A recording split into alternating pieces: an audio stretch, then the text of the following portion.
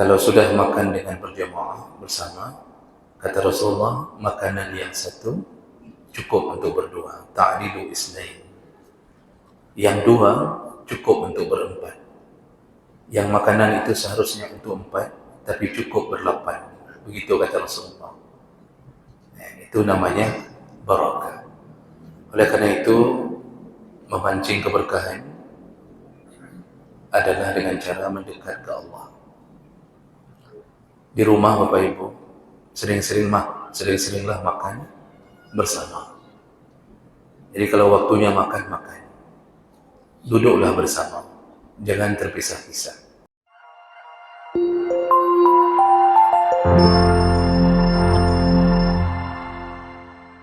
Assalamualaikum warahmatullahi wabarakatuh.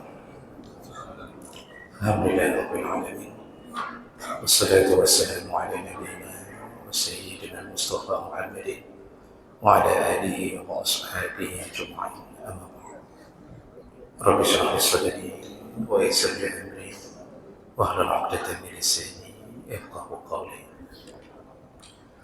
Segala puji bagi Allah, kemudian salawat dan salam pada Rasulullah, pada keluarga dan seluruh sahabat-sahabatnya. Bapak Ibu yang Allah muliakan, kita masih membahas tentang macam-macam bentuk rezeki. Di pertemuan yang lalu kita sudah bahas salah satu rezeki yang Allah beri adalah diberikannya anak.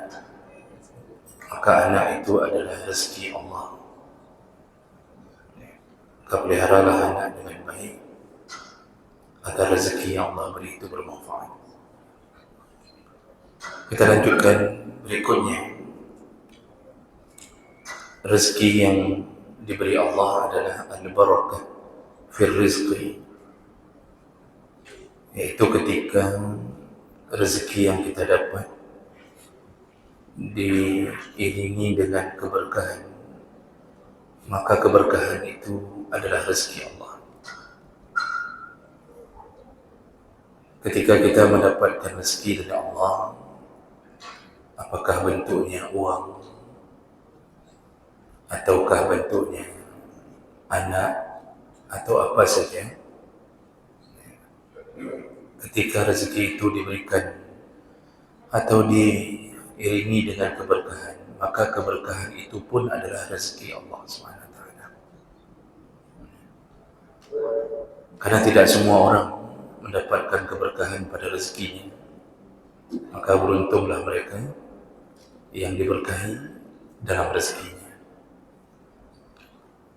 Allah SWT menyebutkan,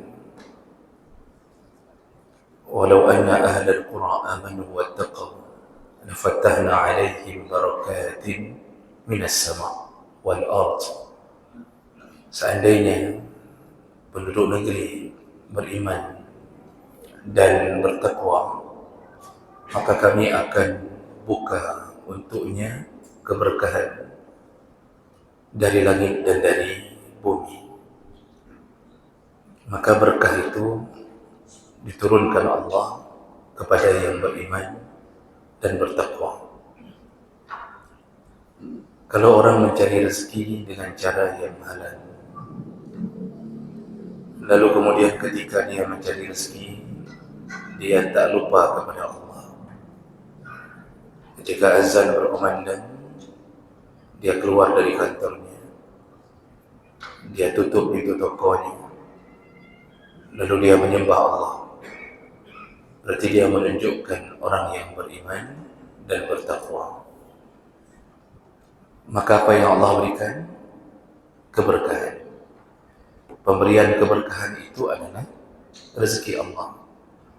Jadi rezeki di atas rezeki adalah ketika rezeki itu diberkahi.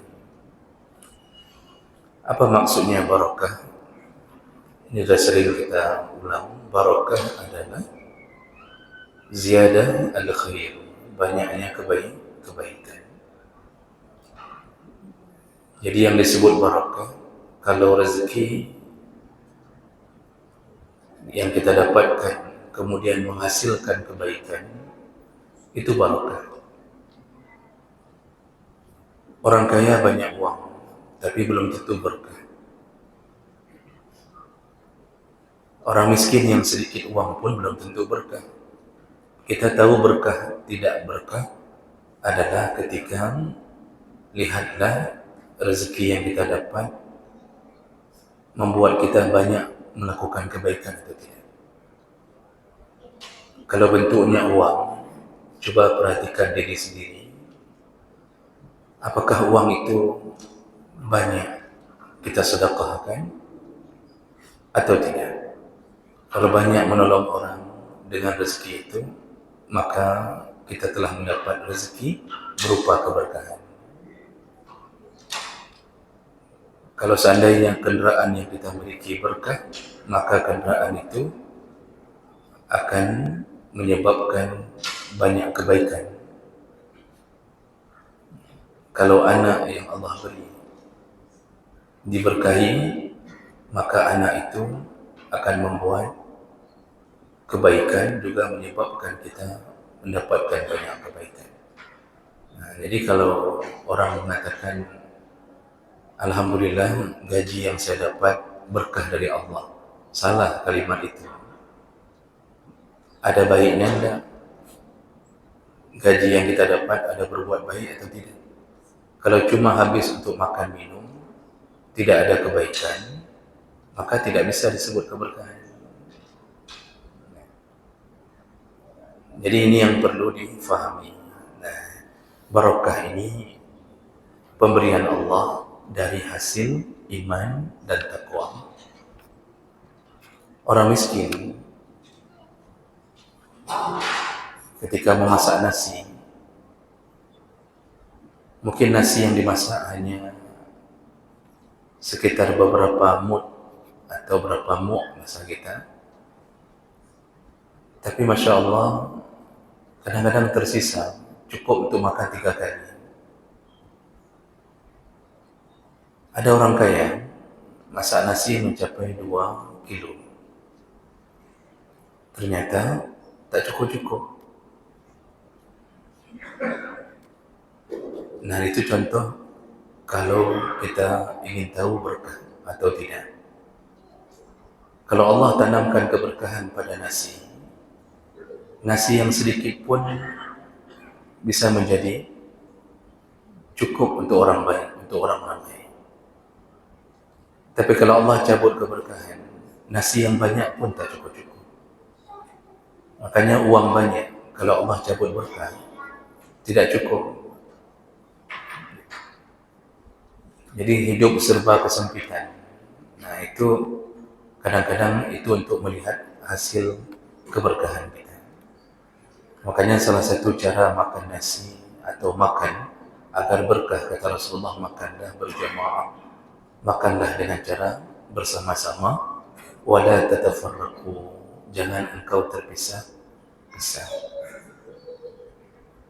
Kalau sudah makan dengan berjamaah bersama, kata Rasulullah, makanan yang satu cukup untuk berdua, ta'dilu isnain. Yang 2 cukup untuk berempat. Yang makanan itu seharusnya untuk 4, tapi cukup ber-8. Begitu kata Rasulullah. Itu namanya barakah. Oleh karena itu, memancing keberkahan adalah dengan cara mendekat ke Allah. Di rumah Bapak Ibu, sering-seringlah makan bersama. Jadi kalau waktunya makan, duduklah bersama, jangan terpisah-pisah. Karena hadis Nabi yang kita sebutkan tadi, itu pernah ditanyakan, itu karena ditanyakan oleh sahabat, ya Rasulullah, kami membawa bekal makanan di jalan, tetapi tidak mencukupi kami. Lalu Nabi mengatakan, itu karena kalian duduk terpisah-pisah. Lalu Nabi menyarankan, coba ketika kalian berhenti, duduklah berkumpul, makanlah bersama, maka akan turun keberkahan. Nah, makanya persatuan itu selalu menimbulkan keberkahan. Kalau sudah bersatu, insya Allah berkah. Tapi ini yang paling susah kita dapatkan hari ini. Kita kacaukan dengan perasaan merasa diri paling benar, perasaan bahwa pendapatnya adalah pendapat yang satu-satunya mutlak yang dianggap benar, sehingga memunculkan permusuhan, sehingga Allah cabut keberkahan. Jadi jemaah maka Allah, ini rezeki yang Allah beri yang tidak kita sadari, yaitu kalau diturunkan keberkahan di atas rezeki kita, berarti itulah rezeki, yaitu berkah.